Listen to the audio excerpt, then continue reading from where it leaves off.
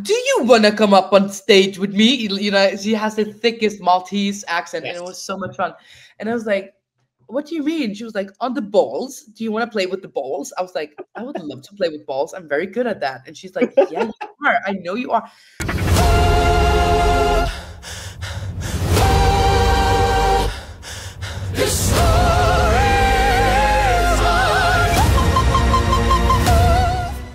Hello and welcome back to the ESC Harry channel. I hope you're all doing very well indeed.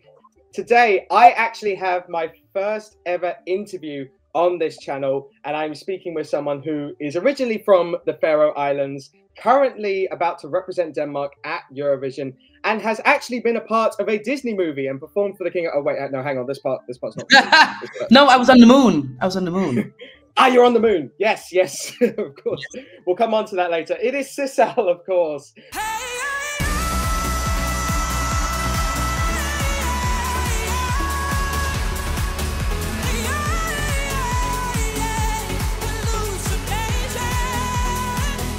How are you, Sissal? I'm good, thank you. I'm very tired by this point, but I have had some days off now, so it has been nice to calm down.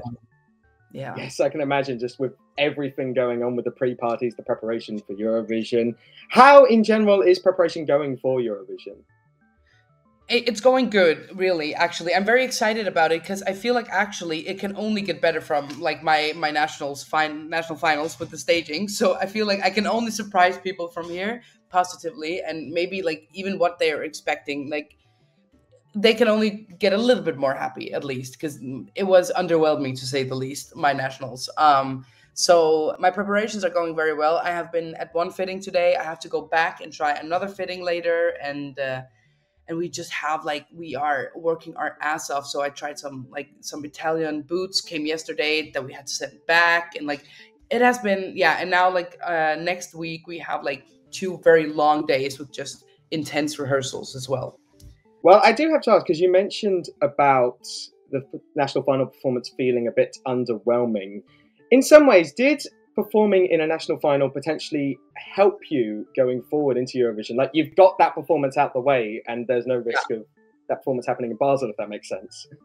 Yeah, I think also because I talked to, for example, with JJ from Austria, and they don't have any nationals. They get chosen in the country, and he talked about how he was nervous at the pre-parties, and for me, the pre-parties, I was so relaxed, and that was that's what I thought. Actually, I feel with the nationals, you really get prepared for the Eurovision circus, basically, of what is about to come, because they have not experienced that, the pressure also of having a lot of people watching you and the competition as well. So I feel definitely I'm very happy that we had the nationals. And then also it was just, I think the pre-parties have only for me been fun because there is no pressure at all when it comes to performing and just literally just having fun and meeting new people. So yeah, I'm just very happy that we had it, and I feel after my staging and all of the constructive criticism that I have received, I feel I have a lot to work with in a very good way, because yeah, I have received so many positive, even though people like me and my song, and they're like, girl, you deserve a better staging. So that's oh, you do, yes. Yeah, exactly. So the way they're telling me, I'm like, bitch, I know, believe me. when I saw, you should have seen me at the rehearsals at the Danish Nationals, because I was like, oh yes, I felt because I was a huge favorite to win, so I was like, it's gonna be fine. I didn't think that I was gonna win, but I was like, okay, probably top 3. And then I saw the other staging, and I was just looking and I looked over at my manager and my producers. I was like, did you know this? Why did no one tell me that they actually had very good, what the fuck? I was so surprised actually then when I won, because I was like, how the hell could I win with that? But thankfully the song and my vocals carried me through. I mean, they were both fantastic, so I can completely understand why. And now, as I mentioned to you when I interviewed in Eurovox, the sky's the limit in terms of just expectations can be so much exceeded in Basel. So coming on to the pre-parties, as you mentioned, this is your sort of fun period of time with Amsterdam, London, Madrid. You've been amazing throughout. I will come on to some moments that I want to discuss personally, But on a personal note for you, is there any pre-party moments that are your absolute favorite that I've had? Like one specific moment? I don't think so. I think I have just met so many amazing hosts as well, and volunteers. And I will say in Amsterdam, like the first pre-party. No, that was not my. It was the first like big pre-party. I was in Stockholm as well, but in Amsterdam we had this. Like it was a huge like arena. Like there was 7,000 people. I did not see that coming. When I stepped onto the stage and I was about to do rehearsals, I was like, is this gonna be full? Like this whole arena? And they were like, yeah. I was like, oh. So like, and also like the backstage was so much fun, and we had like a party in the hotel lobby until like 4 in the morning, ate pizza and just danced and had fun. And that was like the pre-party where there were the most countries Yeah. participating. So I think like Amsterdam was so fun, but London as well, it was so much fun as well. And also Madrid. Madrid, that was like the biggest applaud I got. That was in Madrid. Like people were going insane. Someone fainted during my performance. I was like, God, and I got to know that after. I was like, if I would have known when I sang like twice, I was like, I would have said something. But like the applause in Madrid, the love that I got from fans was insane. Absolutely. So I can't explain that. Yeah. You must have caused someone to start hallucinating through your performance, and that's how they I was like, fainted. someone hallucinated, and they were like, "Ah, yeah, exactly." Worlds are changing. Yeah, exactly. Oh my God, I was like, "Girl, you guys gotta relax." Got to drink more water during this. Pace yourself. Exactly. So on to some of my favorite moments from you specifically at pre-parties, and I'm sure I am not alone in these moments. Going on to Amsterdam specifically, and you might know where I'm going when I start mentioning various things. Okay. So there was a certain picture that you posted on your Instagram story the night before Amsterdam. Oh yeah, that was the first time I met JJ as well. We had been talking like FaceTime as Really? well. Yeah, so we met for the first time there. Oh, that's incredible. I will come on to more questions about JJ because I love your Yeah, friendship. because every time I meet someone new, I show them my vibrators, so it's fun. You really should publicize that when meeting new friends. Exactly. Does anyone want to be friends? Just holding it round. Yeah, exactly. It's a weapon. No, I'm kidding. Vote for me. Yeah, exactly. No, I have to say, actually, because a lot of people were like, with the vibrator, I was like, girl, I don't bring a vibrator with me for a weekend. I can go without a vibrator for a weekend. It was because I bought it in Amsterdam. It was for fun. Like that was only why. People were like, she can't stay without a vibrator. I was like, bitch, yes, I can. Don't worry. I don't have time for vibrators in Amsterdam. I can tell you as much as that. There is no time for anything. Yes, definitely not in Eurovision circles. No time for vibrators, anything like that. No. But just going into a broader picture of that picture, you titled that picture Essentials or something of that ilk. Now, I tried to look through that picture aside from the vibrator and what was in there. I managed to pick out 5 things, and Okay. I want you to rank those 5 things into most essential to least essential. It can be everyday life or just however you want to. So, the 5 things are JJ, Carl Alessandro, cheese puffs, Kinder, as in the chocolate, not the Kinder. Yeah. And, well, I put down pink thing, but you have since said vibrator, so let's call it that. Okay. I can't choose between JJ and Kyle. I was going to say, I'll be nice. You are allowed to group JJ and Carl together. There's no way that I can separate those two because they mean so much to me by this point. And I have 2 completely different relationships to them. And we together have like a great trio as well. So I can't separate those 2. I would never be able to say like, oh, I'd rather have him here. Like literally, I wouldn't be able to. That's fine. You can group those together. Yeah. So I'll say the both of them are definitely the highest, like at 1. Second, definitely Kinder. I'm a chocolate gal and I need my snacks. The cheese puffs were bad. Nobody liked them. We ate like 3 of them and we're like, oh no. But I have to say, like, the vibrator has to be like at the bottom because that is, you don't have time for like any that kind of fun stuff. There is, you don't have time and you don't have the energy as well. Like, no way. So like the vibrator down there. And what else was there? Oh, it was 5 things. So vibrator, cheese puffs, Kinder, and then Kyle and JJ. It's interesting phrasing that you said vibrator down there and pointed in a. Yeah, vibrator. Yeah, exactly. Well, that was well thought out. Well thought out. You mentioned you're a chocolate fan. Are you at some point in Switzerland going to get some form of Lindt or various things like that? Yes. Oh my God. I was when I made the postcard. I literally on set. I was in Gruyere. So like the cheese Gruyere. Yeah. I was in a castle. And like it's a small village, and there was like a local chocolate fabric, and I was like talking to the head of the delegation. I was like, Molly, you have to go get me some chocolate. And she ran up, and I had like, it's so good. And Lindt's Dubai chocolate. I know it's overhyped, but I love the good Dubai chocolate, and their Dubai chocolate, it is so good. It's like the perfect amount of like a little bit salty as well in the filling with the kunaifi, or what it's called. I will eat so. I mean, the issue will be I will gain so much weight during Eurovision that I won't probably fit my frigging bodysuit, but by that point.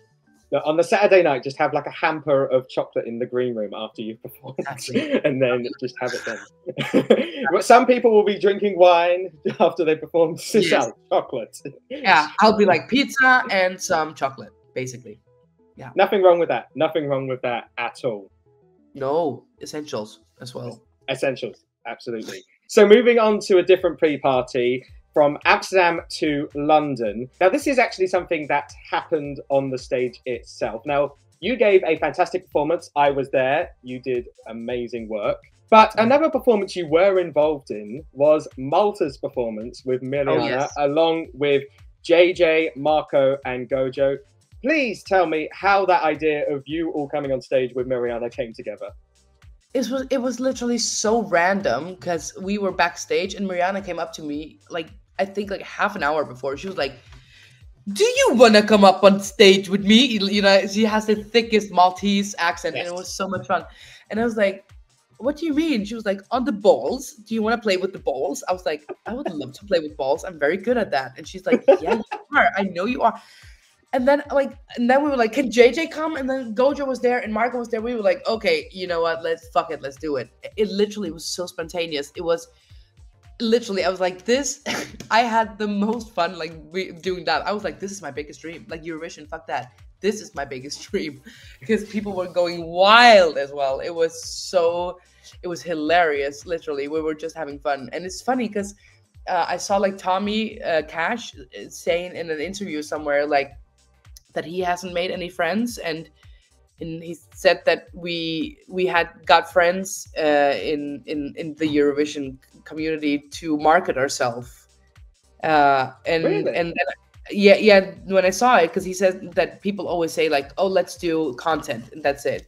And I just have to say, I really, really, really disagree with that. I don't know how his experience has been, but for me, it is definitely like it is real. We are like real friends. We FaceTime a lot and write every day, like outside of this, and we just have such a great bond by this point. And I feel like also to survive in this community, I feel like because I have been in musicals as well.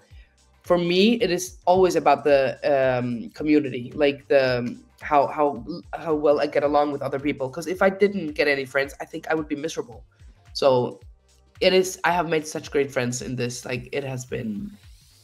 Oh, where did we stay in London? Yeah, we stayed. We have every night after the shows as well. We have stayed up late till like midnight. No, long after midnight. Yeah. I did see you and a picture of you and Miriana at McDonald's afterwards. And the annoying thing was, in London. The annoying thing was, me and Georgia went to that like 20 minutes after or something. Oh, like that. I was like, damn it, so close on the timing. We just left a bit earlier. Yeah, but literally, we came in and I had my bodysuit on and people were looking at me. I was like, yeah, I know you guys. And there was one asked me, "Are you famous?" And I'm like, no, don't worry, I'm not famous. He was like, "Why do you wear that?" I was like, "I just performed." "Then you are famous." I'm like, "No, it's Eurovision. They have no, like, if you're not in the bubble, you don't really know." It was just hilarious because people were looking at us. We came like a team with like artist clothes, and it was just, I don't know. It was so much fun. We got kicked out of McDonald's as well because we were too loud. in Like, the nicest way possible. With you and Miriana, that does not necessarily surprise me. no, exactly. But at the same time, I was like, McDonald's, like Saturday, like Sunday night, like how? Well, okay, well, They are quite strict in that McDonald's, sadly, from past experiences of London Eurovision parties there. oh, well, I get that then. Yes. For people. Yeah. So going on to, you mentioned how important your friendships were at Eurovision. Obviously, it's known now that you were the one that started the Eurovision Instagram group, and a lot of people are involved in there. Just how essential has that been? Has that been pretty much the main highlight of your Eurovision experience so far, meeting all the friends and having that group together? Yeah, it has been. It definitely has been. For me, it has always been a natural thing for me to create communities. So where I have never had an issue moving new places because I am very like I need a strong community always, and I have no issue like learning new people to like getting to know new people. And as said like before, I have been in musicals as well, and we always ended up in my apartment after. Like we always had parties at my house, and my parents have always we have always had a home where my friends feel very safe and very welcome, and people just literally come on by, knock on the door, hi, are you home? And I feel like that has passed on to me as well, because both of my sisters also are also like that. We love being hosts as well. I love being a host for my friends and family.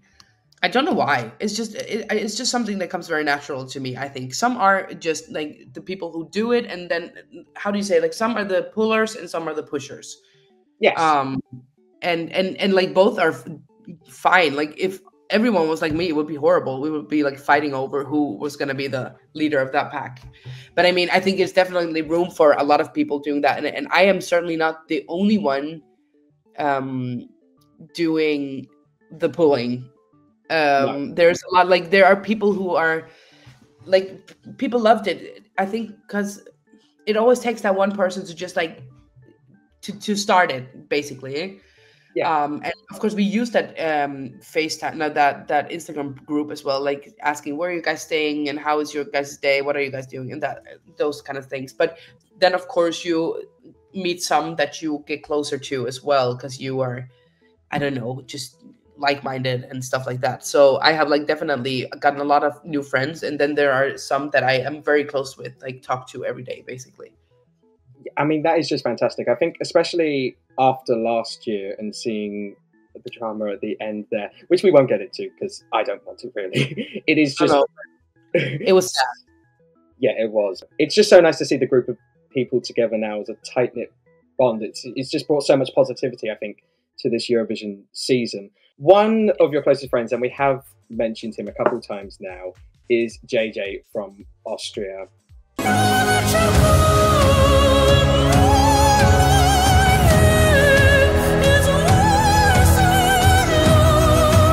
What is it between you two that just creates that close bond? I have no idea. He literally wrote me before like the group chat even. He wrote me and he was like, huh, oh my god, I have to find like my first wait, I'll have to find my JJ, wait. My first message with him. But he was like, hi, do you want to FaceTime? And I was like, oh, okay. I don't know why. I don't know if he's seen any interviews and he was like, this girl, she's crazy or something.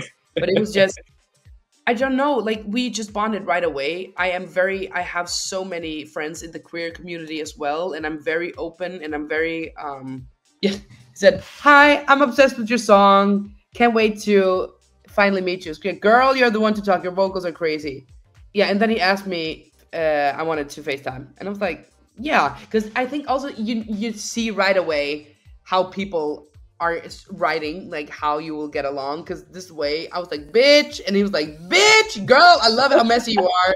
And then like right away, it was like, okay, our energy is very alike. And we have like our love languages is words of assassination, basically. We roast the fuck out of each other. All the time, like it's literally, yeah, yeah, all the time. It's I just sometimes you just meet these people where you have a great connection with.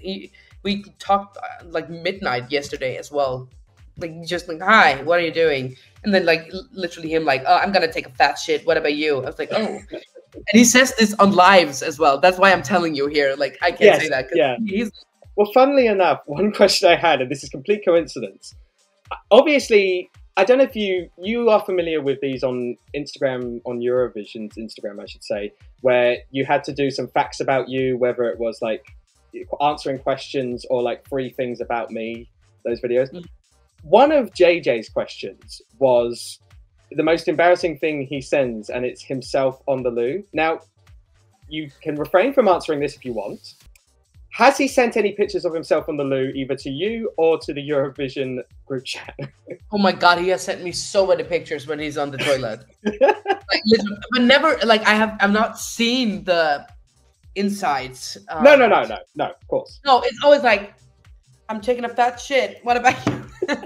It's literally, I have so many pictures of Jay. I was like, I'm gonna show you, but you know what? I'm not gonna do that. But that's completely fair. I definitely have a lot of pictures of JJ taking a big shit, basically. You are gonna have to send him this part of the interview. No, but literally, he also said, like, on the last live, he said something like, "Oh my God, I'm so afraid it's gonna be like diarrhea," and I was like, "Girl, don't live, like, no." And I am never like, "No, don't say this." And I was like, "JJ, you bitch, Jesus." You two need to start a podcast after this year. After oh my God, that would be like the new, I don't know, like Paris Hilton and Trisha Paytas. I don't know. It'd be brilliant. It'd be absolutely brilliant.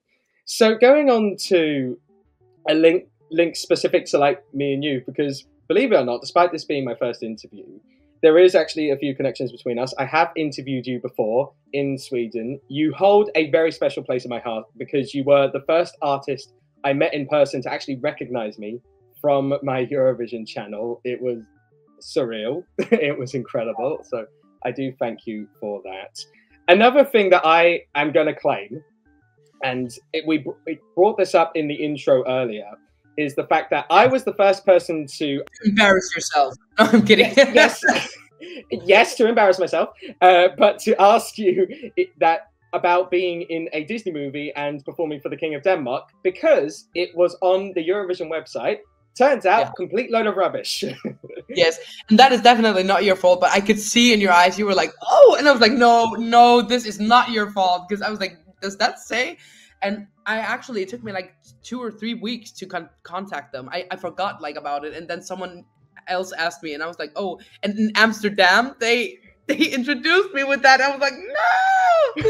They were like, she has performed in front of the king, and she's been in a Disney role. I was like, well, I'm gonna, fuck that. I'm not gonna say anything. I'll take it. So it was like, oh my God, it was hilarious. And then I wrote after to them like, hey, just so you guys know. And they were so embarrassed because it wasn't even ChatGPT. It was something there was an issue with, because I have said before in an interview in Denmark that I would love to play in a Disney movie and I would love to sing in front of the King of Denmark. And I don't know, there has been some misunderstanding between the Danish translator and the EBU. I don't know what went wrong, but something went really wrong. That is not it. No, but thankfully it's all been sorted. And I messaged you this. I loved your response on your Instagram story after saying, it's changed now, and you're the first person to walk on Everest with heels or something? Yeah, exactly. And actually, Eurovision sent me that themselves just for fun. They were like, "So is this right?" And I was like, "Yeah, that's right." So they actually they could see the like fun in it themselves. Yeah, but if that ends up on a meme page, I'm 100% taking credit for that because I was 100% the first person to ask that. One thing that did lead to, though, when I mentioned that question, because we brought on to hypothetically, if you were to appear in a Disney movie, what Disney movie would it be? And you mentioned Ursula in The Little Mermaid. Now, are you aware that Red Sebastian from Belgium, his name was inspired by Sebastian from The Little Mermaid himself? He's definitely a crab. He is definitely a crab. Well, you brought on to the fun game that I want to quickly do. I would like you, I'm going to say some cast of the Little Mermaid characters, and I would like you to name a Eurovision act to be that role in the Little Mermaid. So obviously you're Ursula, Red Sebastian is Sebastian. So, on to the most iconic character, Ariel. Oh, who's gonna be Ariel? I feel like it could actually be JJ. He could be Ariel. I could see it. I could see that actually. Yeah. Yeah, I could see him actually as Ariel or Kyle. I'll say JJ. JJ. And then obviously into the love interest of Ariel, Eric. Oh, I feel like Prince, like from Serbia. He looks like Yes. a prince, and his vocals are very good. So I would be like, yeah, probably him.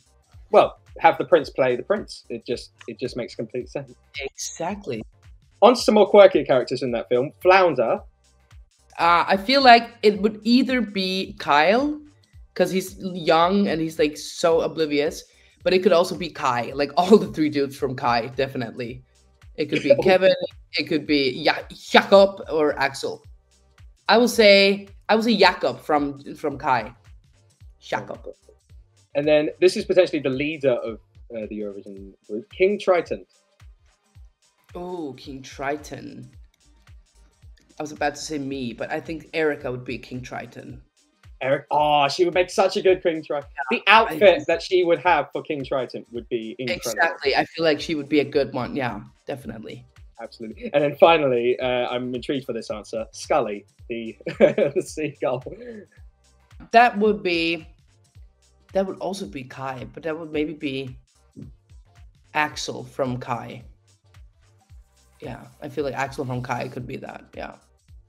Yes. Yes, I could see that. And now we need to just get the whole cast together, get the budget, and then we can set up exactly. And but I can also see Miriana be a very good Ursula, like her personality wise. But I feel like vocal wise, my voice would be better because it's deeper, it's much deeper. Yes, we do need to also hear a cover at some point of "Poor Unfortunate Souls." Oh my god, I would love that. One final question, because I appreciate you have given me so much time, and I'm very thankful for it. You have been known for a lot of things across this process, all positive, one of them being like the queen of memes you were introduced as at LEP. Regardless of the result in Basel, because I know a lot of your fans, including myself, want you to qualify and want you to do the best that you can in terms of result. But let's say, regardless of the result in Basel, when all is said and done with this Eurovision experience, the shows are done, how would you like Eurovision fans to remember you?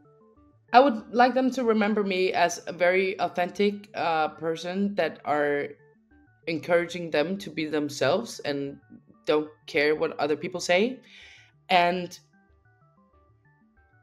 remember me as I don't know, like I'm very, how do you say it in English? I'm a very loving person, affectionate. Yeah. I'm a very affectionate, loving person, and I do believe that the love that you give out, the love you receive. And I definitely feel like I have a lot of love to give to the world, and I get so much love in return. So like a loving, fun, kind, and authentic soul. Yeah. And annoying and loud, but that's fine, you know. That comes with. Yes, exactly. All of the above. Well, Sissal, I want to thank you so much for taking the time to do this interview. And also, on behalf of all Eurovision fans, I want to thank you for being just a bundle of joy and positivity throughout this Eurovision experience. You brought me so many laughs, you brought so many Eurovision fans, so many laughs and amazing moments, and a fantastic song as well. And that's the key thing here. And so much. I want to thank you so much. Absolutely. Just quickly, you do not need this, but I would be remiss if I didn't at least give you the opportunity. Are there any social medias that you want to plug to get people to follow you on Instagram, Twitter, whatever? Yeah, so I'm on Instagram and TikTok, and it's basically SYSSALJO. That is my socials, both TikTok and I'm also on Facebook. I'm just called Sissal, SYSSIAL, basically. You can find me on there. Making a joke out of myself. That's basically it. You can find me there. Fair enough. And I will link those in the description as well, or in the comments if you want to find that. Sissal, thank you so very much. Make sure, guys, if you enjoyed this interview, to like this video, subscribe to ESC Harry if you haven't already. We are very close to the Eurovision season starting, where we'll see this one perform hopefully twice on Thursday and Saturday. And all that's left me to say is I hope you enjoyed this video. Sissal, once again, you've been wonderful. And I will see you guys next time on another video on this channel. Take care, guys. Thank you so much.